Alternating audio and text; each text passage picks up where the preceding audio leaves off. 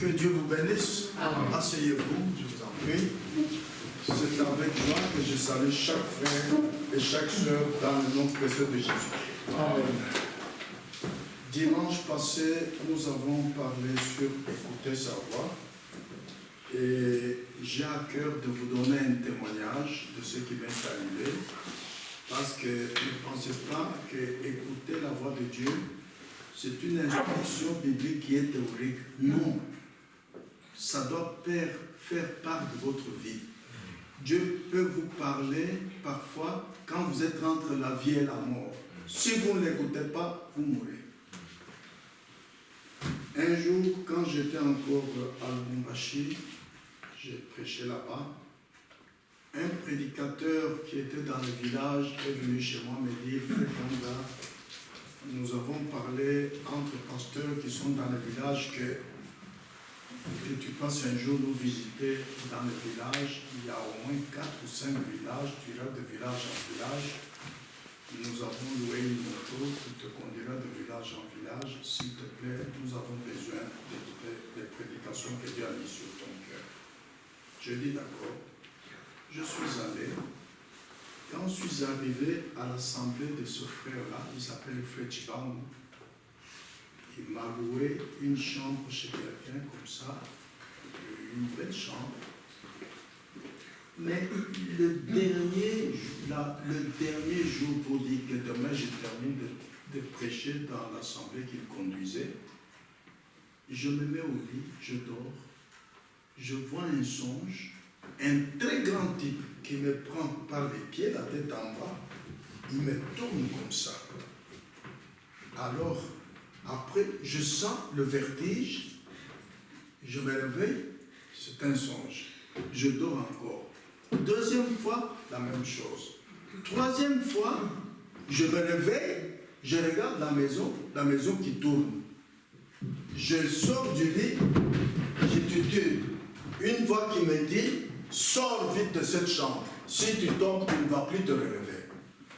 Alors, comme j'étais en pyjama, j'avais juste mon imperméable, je prends, je mets au-dessus du pyjama, je sors, maintenant tout va bien. Je sens plus le vertige, j'ai dit, maintenant c'est parti. Dès que j'ai dit ça, je sens comme si on m'a versé un seau d'eau froide. Je commence à trembler comme ça de froid. Bon, je marche vite, je partais chez le pasteur là qui m'avait invité. Il habitait environ à 200 mètres de là où moi j'étais logé. Maintenant, j'arrive à un endroit, il y avait un petit marché quotidien. J'arrive là, la route était comme ça et le marché là-bas.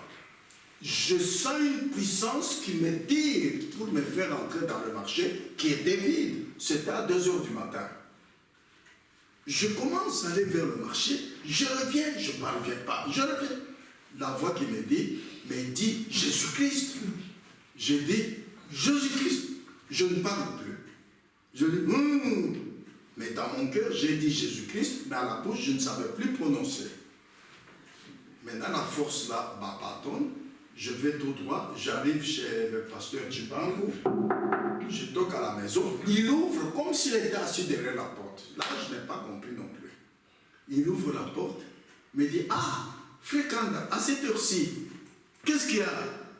J'ai dit, je voulais dire, priez pour moi, je ne parle plus. Je dis, je ne sais pas comment il a compris, il me dit, assieds-toi là, je m'assieds, il prie pour moi, il m'impose les mains, tout part. Je lui dis ce que je vous raconte ici, je lui dis, mais je ne rentre pas dormir là-bas. Il dit, ça va frère, tu peux dormir ici. Il me donne un endroit, je dors. Le matin, je rentre là-bas vers 9h, 10h. Je prends ma Bible pour voir sur ce que j'allais prêcher. Je ne veux pas même voir la Bible, j'avais même envie de la déchirer. Je dis, mais qu'est-ce qui se passe? Je fais un effort, pas moyen. Mais je m'efforce. Le culte, c'était à 17h. Vers 16h, enfin, après avoir prié, j'ouvre la Bible, je lis ce que je devais aller prêcher. Ça va. J'arrive maintenant au culte. J'ai dit, frères et sœurs, c'est mon dernier sermon ici chez vous. Au revoir, que Dieu vous bénisse. Voulez-vous que je salue vos frères et sœurs de l'Assemblée de Lubumbashi? Disent Amen. J'ai dit, bon, je vais chanter un cantique comme c'est le dernier jour. Je commence à chanter un cantique. 2 minutes, je commence, au lieu de chanter, je me mets à pleurer comme un enfant. Je dis, pardonnez-moi, pardonnez-moi, vous chantez un cantique, pardonnez-moi. Je me mets là, calme. Après, j'ai dit, bon, c'est fini, je peux prêcher. Je prêche, et c'est fini. Je rentre à la maison le soir. La femme du pasteur qui me dit, mais frère Kanda, qu'est-ce qui t'est arrivé pour pleurer comme ça? Elle se met à pleurer aussi.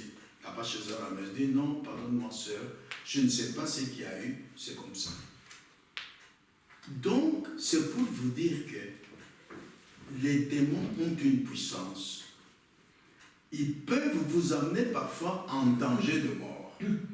Alors, Dieu peut te parler pour te remettre loin de cette mort. Si tu ne réponds pas à sa voix, tu meurs. Si moi, je n'avais pas suivi la voix qui m'a dit, quitte vite cette maison, si tu tombes, tu ne vas pas te relever, vous ne m'aurez pas vu ici, je serai mort. J'ai écouté la voix, je suis sorti et tout ce que je vous ai dit, c'est Dieu qui m'a protégé. Parce que vous pouvez occuper parfois une chambre, il y a un démon, saute dans le mur. Un démon peut entrer dans le mur, dans un arbre, dans une bête. Mais le Saint-Esprit n'entre que dans une personne. Amen. Mais le démon peut entrer même dans un arbre, même dans un mur comme celui-ci. Vous pouvez entrer dans une maison, il y a un démon dans le mur. Vous ne dormirez pas bien. Faites attention. Que Dieu vous bénisse. Amen. Prions, inclinez la tête. Notre Père céleste et Dieu très saint, je te loue, je te glorifie de m'avoir accordé une bonne santé physique et spirituelle afin que je continue à prêcher à mes frères et sœurs. Amen. Toi seul parle-leur, Seigneur, qu'ils écoutent ta voix et enseigne-leur à connaître ta voix. Amen. Parce que Jésus a dit, la vie éternelle, c'est qu'ils te connaissent, toi le seul vrai Dieu et Jésus-Christ que tu nous as envoyé. Que nous n'ayons pas à croire en un Dieu historique. Agis au milieu de nous, Seigneur, je t'en supplie, afin que les frères et sœurs te connaissent, qu'ils voient des œuvres vivantes. Conduis-moi dans cette prédication que je vais donner à mes frères et sœurs maintenant même, afin que, à la fin de la prédication, chacun soit édifié et qu'il mette en pratique ce qu'il aura entendu par la conduite du Saint-Esprit. Parce que Jésus a dit, sans moi vous ne pouvez rien faire. Réellement, tous nous avons besoin de l'Esprit de Christ. Je te le demande par la foi. Au nom de Jésus-Christ. Amen. Amen. Je vous prie de vous lever.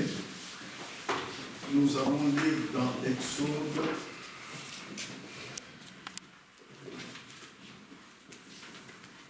Chapitre 12, verset 3.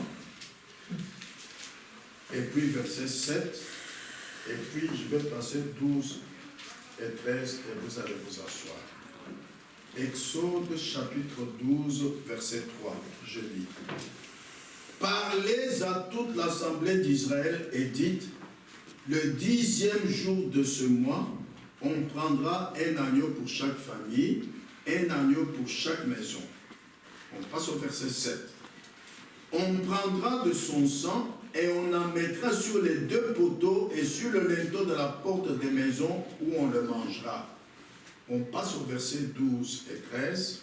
Cette nuit-là, je passerai dans le pays d'Égypte et je frapperai tous les premiers-nés du pays d'Égypte, depuis les hommes jusqu'aux animaux, et j'exercerai des jugements contre tous les dieux de l'Égypte. Je suis l'Éternel. Le sang vous servira de signe sur les maisons où vous serez. Je verrai le sang et je passerai par-dessus vous, et il n'y aura point de plaie qui vous détruise quand je frapperai le pays d'Égypte. Amen. Amen. Asseyez-vous. Je vais maintenant lire en Josué. Ici, partie de l'Exode, de la sortie des enfants d'Israël d'Égypte. Et maintenant, je vais lire leur entrée dans la terre promise à Jéricho. à Canaan en commençant par Jéricho. Je prendrai Josué chapitre 2.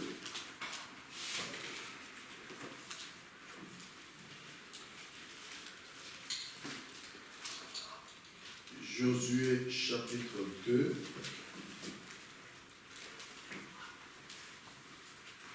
Versets 13 et 14.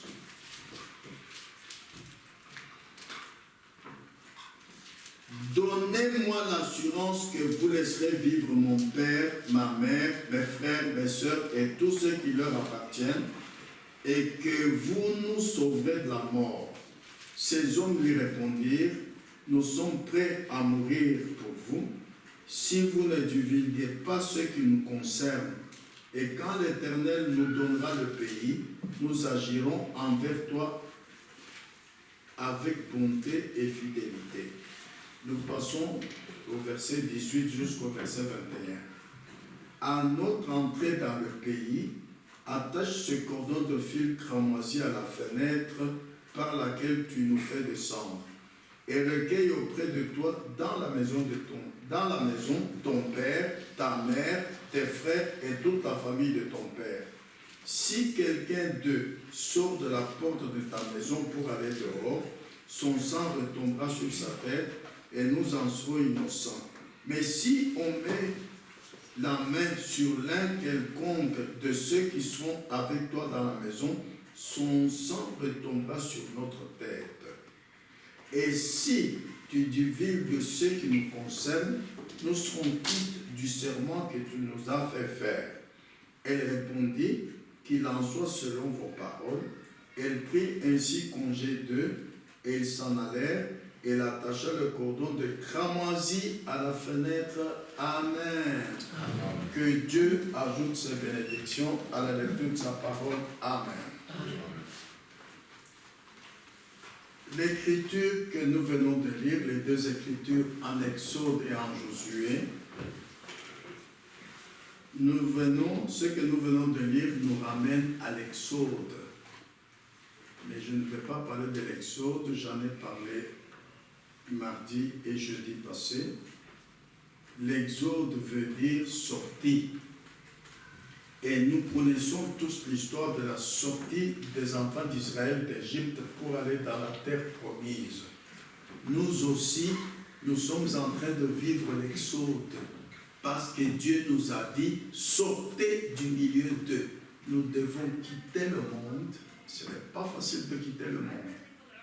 Ce n'était pas facile non plus pour les enfants d'Israël de quitter l'Égypte. Nous devons quitter le monde si nous sommes fidèles à la parole de Dieu, pour venir à l'Église, pour être conduits par le Saint-Esprit. Amen. Ainsi, nous connaissons tous l'histoire de la sortie des enfants d'Israël d'Égypte pour aller dans la terre promise. Et leur entrée dans la terre promise, c'est en traversant le Jourdain et d'aller dans la première ville qui était Jéricho, dont je vous ai lu. Mais ce n'est pas de cela que je vais parler. Je suis conduit à vous parler sur le signe que les enfants d'Israël ont dû mettre à leur porte pour pouvoir sortir d'Égypte. Et pour la première fois, Dieu a dit à Moïse, parle à toute l'assemblée d'Israël. Nous sommes peuple de Dieu, prédestinés à être enfants de Dieu. Même si vous êtes dans le monde en train de pécher, vous êtes peuple de Dieu. Mais le jour que Dieu vous conduit en Exode, vous sortez du monde, comme Israël est sorti d'Égypte, alors vous êtes l'Église de Dieu, l'Assemblée de Dieu. Pas avant. Amen. Ah. Lorsque les enfants d'Israël sont sortis en Exode, ils devaient avoir le signe pour prouver qu'ils étaient identifiés avec Jésus-Christ dans sa résurrection. Pour prouver qu'ils ont cru la parole de Dieu qu'ils ont entendue par Moïse. Et le sang a été mis sur les deux poteaux et sur le linteau de la porte de leur maison. Et nous voyons que la Bible nous montre que le sang leur servait de signe. C'était le sang d'un agneau et c'était l'exigence de Dieu. Dieu avait exigé le signe. Oui, le sang était un signe. Et qu'est-ce qu'un signe? Un signe est une preuve. Un signe est une assurance qu'un prix a été payé. C'est comme dans la vie naturelle de nous tous. Lorsque vous voyagez de Bruxelles à Paris, vous avez un billet de train. Lorsque vous voyagez de Bruxelles à Kinshasa, de Bruxelles à Amsterdam, de Bruxelles par avion, vous avez un billet d'avion. Lorsque vous vous déplacez ici en ville, vous avez un ticket de tram, un ticket de métro, un ticket de bus. Ces billets et ces tickets, ce sont des signes. Ces signes montrent que la condition a été respectée, que le tarif est payé. Alors, vous ne pouvez pas entrer dans le train ou dans l'avion, dans le tram, dans le métro ou dans le bus sans le signe. Vous êtes un tricheur. Vous ne pouvez pas y entrer en montrant l'argent en espèces que non, je veux payer le ticket. Non, on vous dira non, monsieur. On ne paye pas le ticket ici. Ici, vous devez montrer le signe. Et le signe, c'est le ticket, c'est le billet. Qu'est-ce qu'un signe? Un signe, c'est ce qui attire. Comme le cas de Pierre. Quand il avait prié devant la porte de la belle, la porte du temple qui s'appelle la belle, un boiteux qui était là a marché. Alors, quand les gens ont vu le boiteux marcher, après que Pierre a prié, les gens regardaient Pierre comme ça. C'est dans Actes chapitre 3, verset 12, verset 16. Pierre leur dit, pourquoi me regardez-vous comme ça? Comme si c'était moi par ma puissance que ce boiteux a marché. Non, ce n'est pas moi. C'est la foi au nom de Jésus-Christ. Et le nom de Jésus-Christ a fait marcher ce boiteux. Amen. Amen. Le signe qui était manifesté dans la vie de Pierre a attiré le regard de ceux qui avaient vu ce miracle que Dieu venait d'opérer. Ce n'était pas Pierre qui a opéré le miracle. C'est pourquoi, frères et sœurs, Jésus a dit, allez prêcher la bonne nouvelle à toute la création. Celui qui croira et qui sera baptisé sera sauvé. Voici les signes qui accompagnent ceux qui auront cru. Ah! Voilà pourquoi nous venons ici à l'église.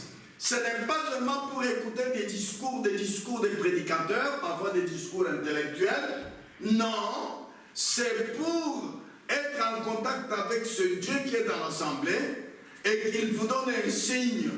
Quand vous aurez un signe, Dieu va vous utiliser pour manifester des choses qu'aucun homme ne peut pas faire ou n'a jamais fait. Alors les gens vont vous dire, ah, c'est vrai, cette femme, Dieu est avec elle.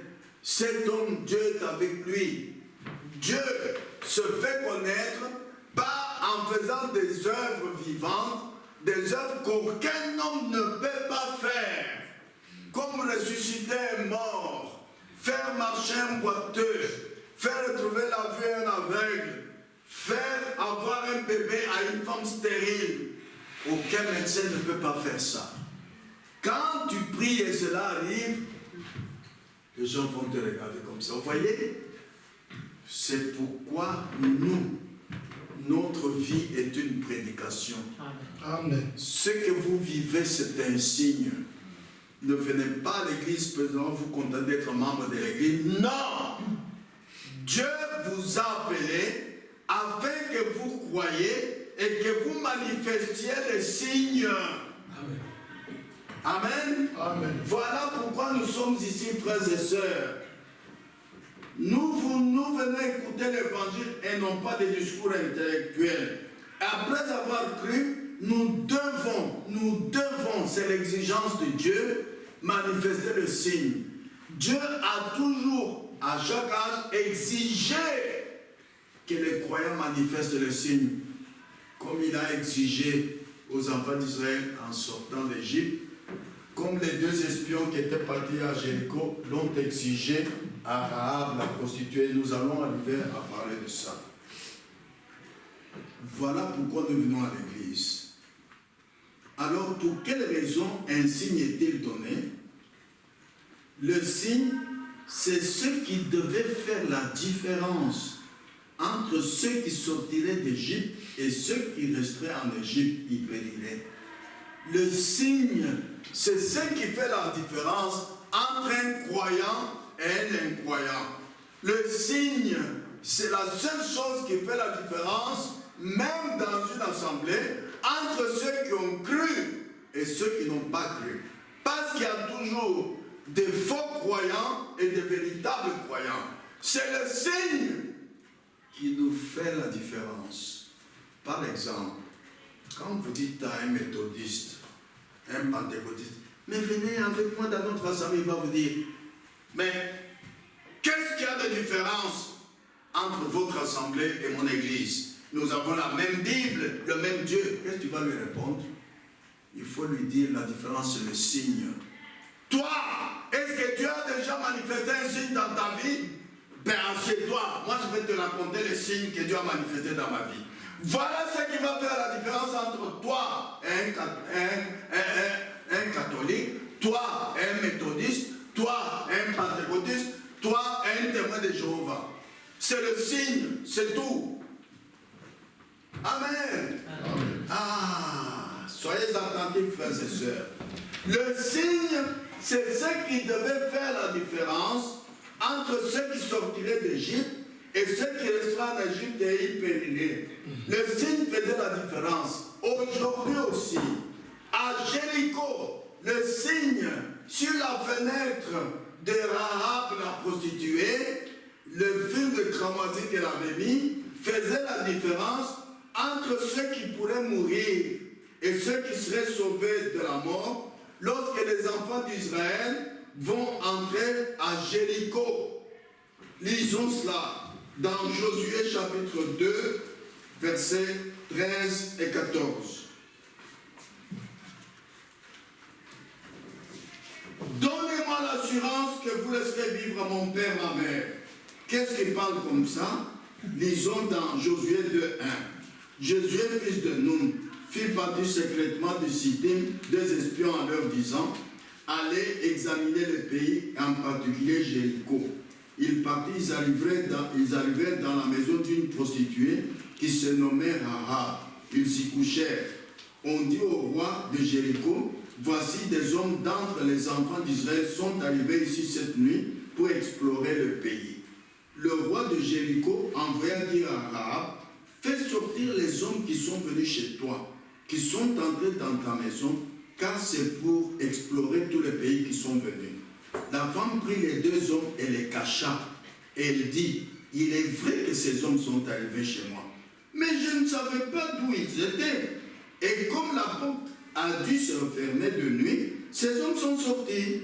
J'ignore où ils sont allés, hâtez-vous de les poursuivre et vous les atteindrez. Et les avait fait monter sur le toit et les avait cachés sous des tiges de lin qu'elle avait arrangées sur le toit. Amen. Frères et sœurs, alors quand ces hommes sont partis, étant cachés par Rahab la prostituée, il leur a dit, quand vous allez prendre cette ville de Jéricho, vous les enfants d'Israël, donnez-moi l'assurance que vous me laisserez vivre mon père, ma mère, mes frères, mes sœurs et tous ceux qui leur appartiennent, et que vous nous sauverez de la mort. Ces hommes lui répondirent, nous sommes prêts à mourir pour vous, si vous ne divulguez pas ce qui nous concerne. Et quand l'Éternel nous donnera le pays, nous agirons envers toi avec bonté et fidélité. Écoutez maintenant le verset 18 et 19. Josué 2, 18 et 19. À notre entrée dans le pays, attachez ce cordon de fil cramoisi à la fenêtre par laquelle tu nous fais descendre et recueille auprès de toi dans la maison de ton père, ta mère, tes frères et toute la famille de ton père.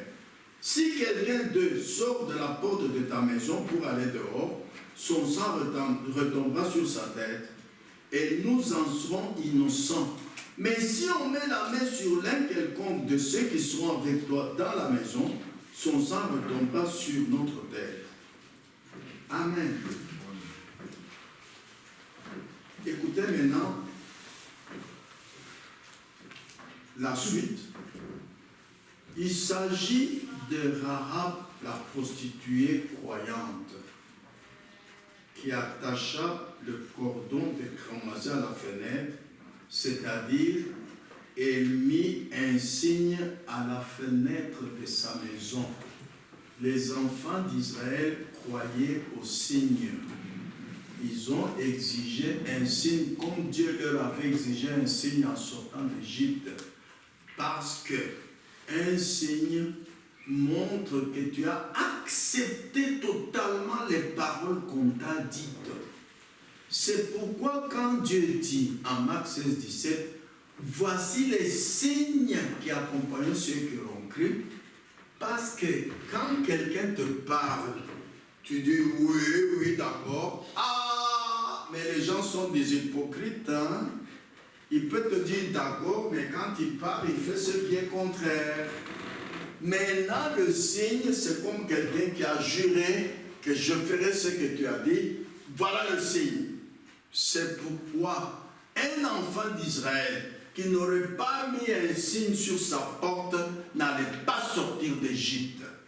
La confirmation de la foi, c'est le signe en montrant que tu mets en pratique ce que Dieu t'a dit. Alléluia. Amen. C'est pourquoi aujourd'hui, il y a beaucoup de faux croyants. Pourquoi? Oh mais je crois le message, hein? Oh mais moi je vais à l'église tous les jours, hein? Je prie toute la nuit chez moi, venez voir, hein? Mais quand vous regardez, la foi, c'est vivre toute la parole ou rien. Quand vous suivez bien derrière ses frères et sœurs, chez lui il fume, quand il y a une fête parmi ses amis, il regarde, surtout quand il va en voyage ou il va en voyage, là il va danser, parce qu'aucun frère ne le voit, c'est un hypocrite, il craint les frères et les sœurs, il ne craint pas Dieu. Là, il n'a pas de signe. Le signe fait la différence entre ceux qui ont réellement cru et ceux qui n'ont pas cru. Le signe était la preuve que l'exigence requise par Dieu avait été respectée et accomplie. Mais maintenant vous pouvez demander, mes frères, une prostituée comme Rahab, pourquoi vous l'appelez prostituée croyante? Une prostituée peut-elle être une croyante? Une prostituée peut-elle croire? Oui, nous avons entendu dimanche passé, écouter sa voix, que la voix de Dieu a été adressée dans tous les âges à des gens de tous les milieux. Que vous soyez cultivateur, que vous soyez cordonnier, que vous soyez une impudique, que vous soyez une prostituée, que vous soyez un ivrogne, que vous soyez un meurtrier, un menteur, le Fils de l'homme est venu chercher et sauver ceux qui étaient perdus. Frère Jean-Marie, tu peux nous dire, Jésus l'a dit dans Luc 19, verset 10.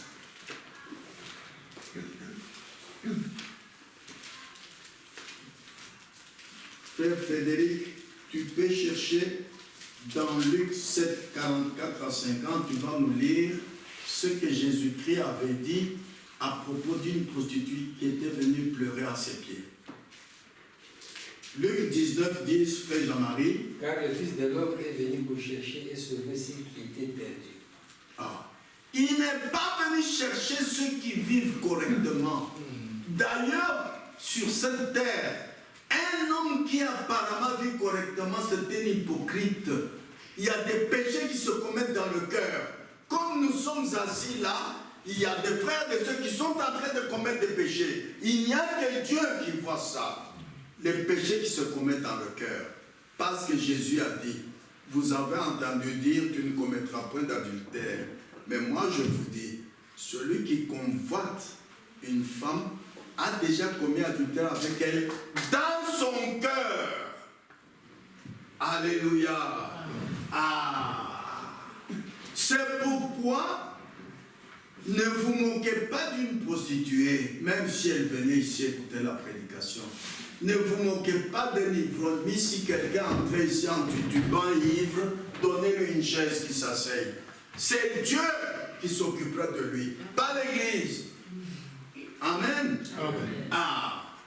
Mon frère Frédéric, tu peux lire Luc, chapitre 7, versets 44 à 50. 6 versets.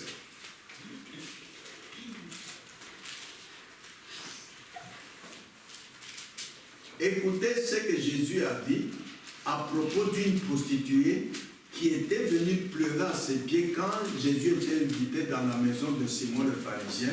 Mais personne ne s'occupait de Jésus. On ne lui avait même pas lavé les pieds comme c'était la tradition chez les Juifs.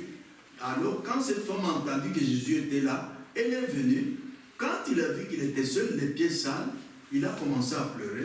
Ce sont ces larmes qui lui servaient d'eau pour laver les pieds de Jésus. Et ces longs cheveux, comme Dieu exige qu'une femme doit porter des longs cheveux, qui lui servaient d'essuie-main pour essuyer les pieds de Jésus. Maintenant, écoutez ce que Jésus a dit. Puis, se tournant vers la femme, il dit à Simon, vois-tu cette femme, je suis entré dans ta maison et tu ne m'as point donné d'eau pour laver mes pieds.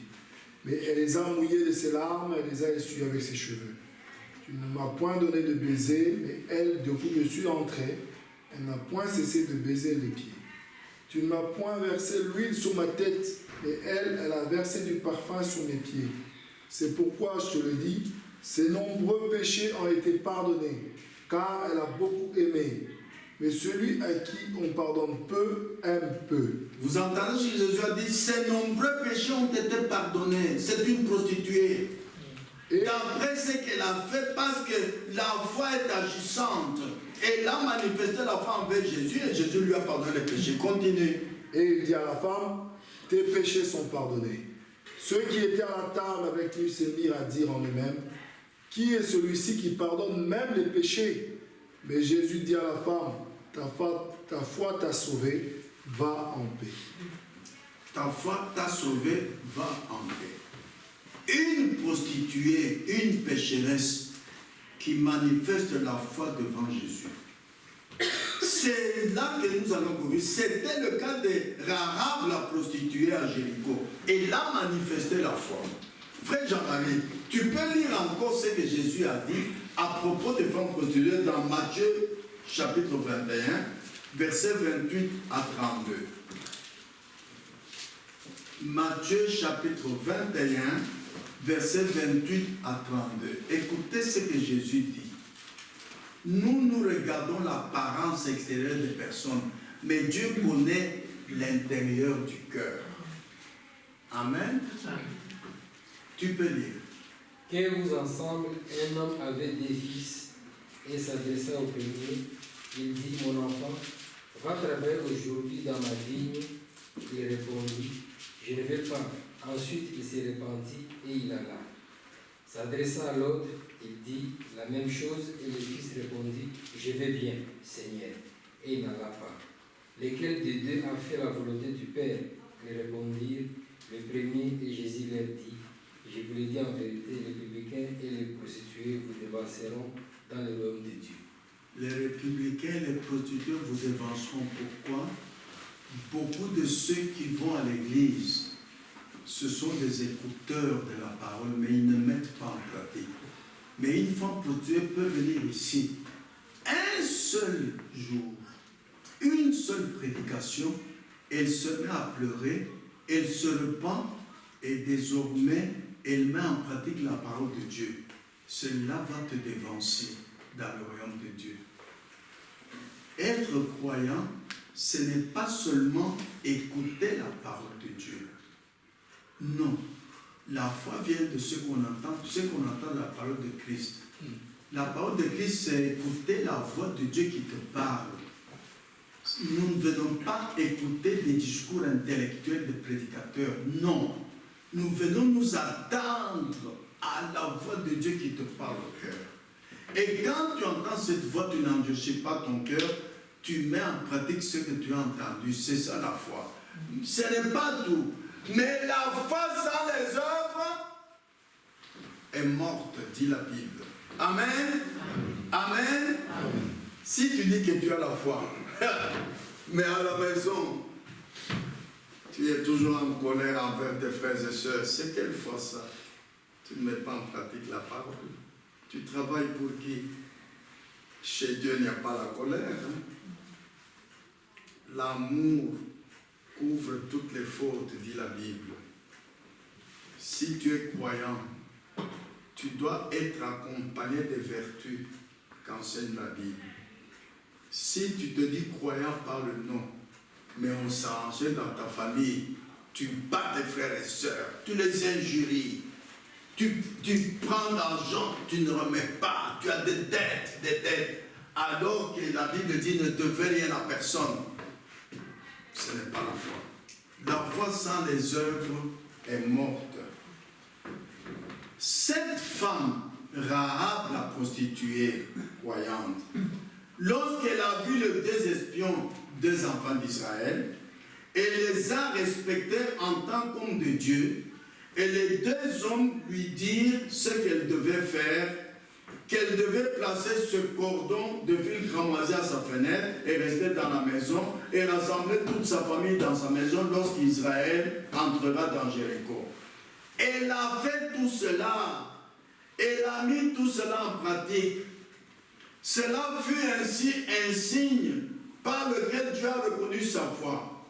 En effet, la Bible dit, en Romains 10, verset 17, que la foi est une faible pardon, que la foi vient de ce qu'on entend de la parole de Christ. Et lorsque les enfants d'Israël ont pris Jéricho, Josué a respecté la preuve du signe, comme ces deux espions l'avaient annoncé à la prostituée, et la prostituée a mis cela en pratique. Frère Jean-Marie, tu peux lire Josué, chapitre 6, versets 20 à 25. Regardez comment cette prostituée se comporte.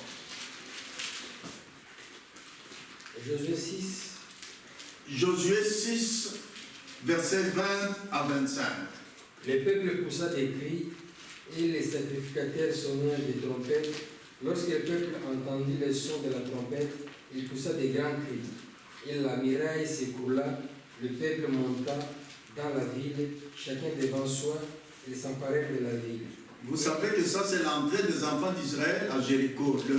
La muraille s'est écroulée selon la révélation que Dieu leur avait donnée de pousser des cris. Vas-y. Ils dévouèrent par interdit au fil de l'épée tous ceux qui étaient dans la ville, hommes et femmes, enfants et vieillards, jusqu'aux bœufs, aux brebis et aux ânes.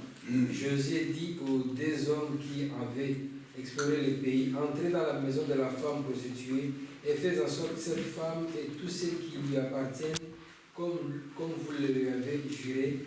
Les jeunes gens, les espions entrèrent et firent sortir Rahab, son père, sa mère, ses frères et tous ceux qui lui appartenaient. Ils firent sortir tous les gens de sa famille et ils les déposèrent hors du camp d'Israël. Ils brûlèrent la ville et tous ceux qui s'y trouvaient. Seulement, ils mirent dans les trésors de la maison de l'Éternel l'argent, l'or et tous les objets d'airain et de fer.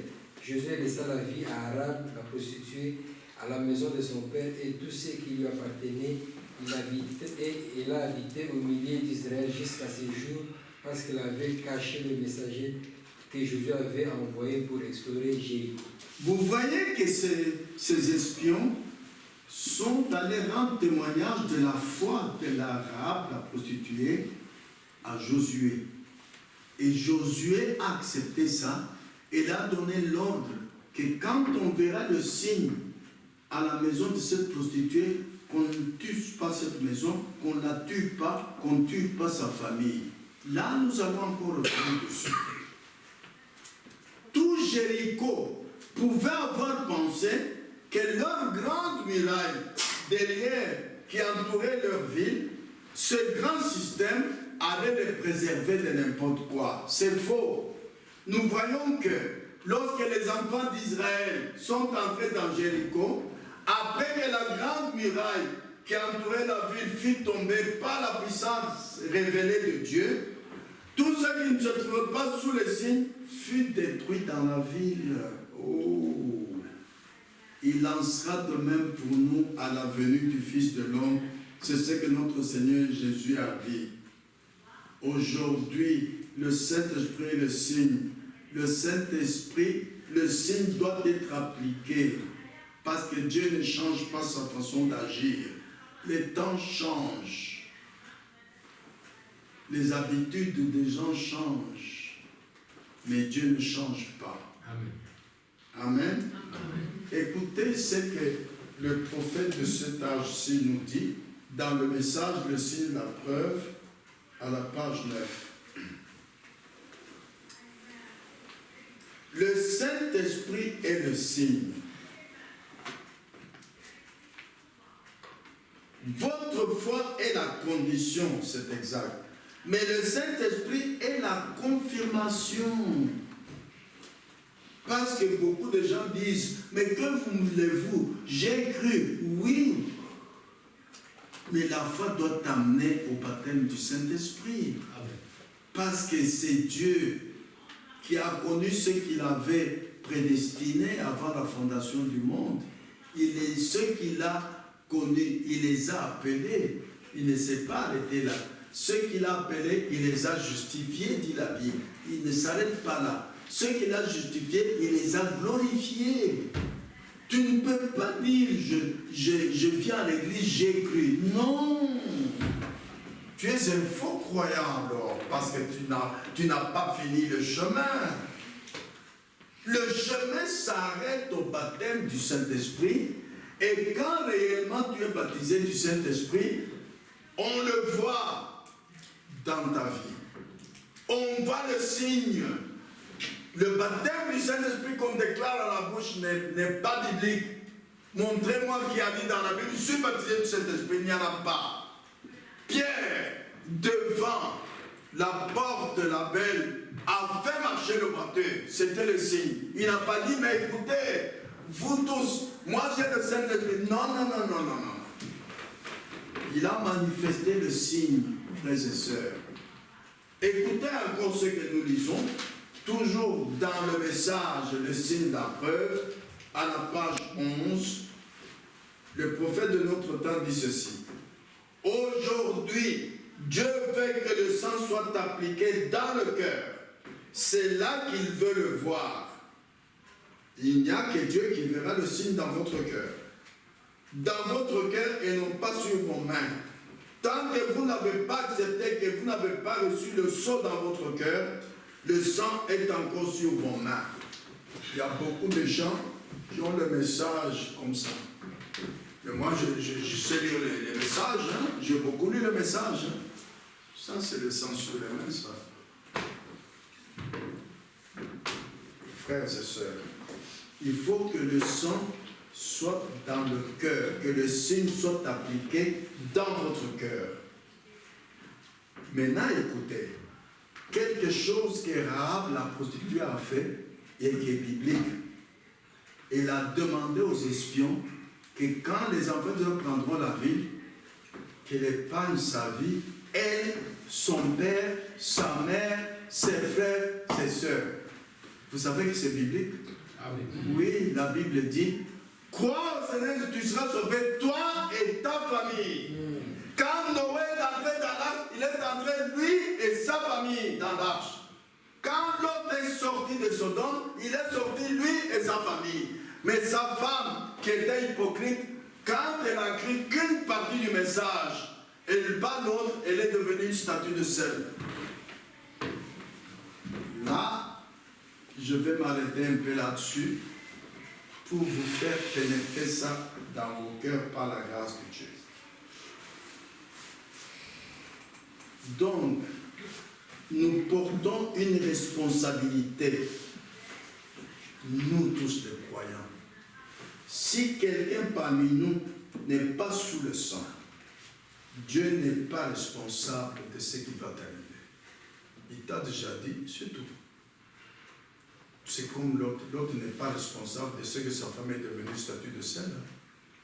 L'autre lui a transmis le message que Dieu avait dit. Toute la famille devait venir et non pas seulement un membre. Ah, quand nous lisons dans Josué, chapitre 2, verset 18-19, que Rahab, la prostituée, elle désirait qu'elle soit sauvée, elle et son père et sa mère, ses frères et sœurs. Oui, quand quelqu'un a quelque chose que Dieu lui a donné, la première chose c'est l'amour. Dieu est amour. Comment tu peux dire je crois le message, tu n'aimes pas ton père, tu n'aimes pas ta mère, tu n'aimes pas tes frères, tu n'aimes pas tes sœurs? Non, tu es un faux croyant. Un croyant a l'amour. Un croyant par l'amour supporte toutes les bêtises des autres. Rappelez-vous Jésus devant Pilate, quand il n'a pas répondu, le serviteur de Pilate lui a donné une claque sur la joue. Jésus lui a remis la claque. Il a regardé, mais si j'avais mal parlé, il fallait me le dire, pourquoi m'as-tu frappé? La Bible dit, ne rendez pas le mal pour le mal. Un véritable croyant, il aura un bon témoignage dans toute sa famille. Notre frère là, même si tu lui fais quoi, il va toujours supporter. Et il va toujours, quand il y a quelque chose, il te donnera toujours. C'est pourquoi, toi qui as cru le message, tu sais qu'il y a la grande tribulation qui est devant nous, ou bien la grande tribulation, ou bien l'enlèvement. Et parle-en à tes membres de famille, sans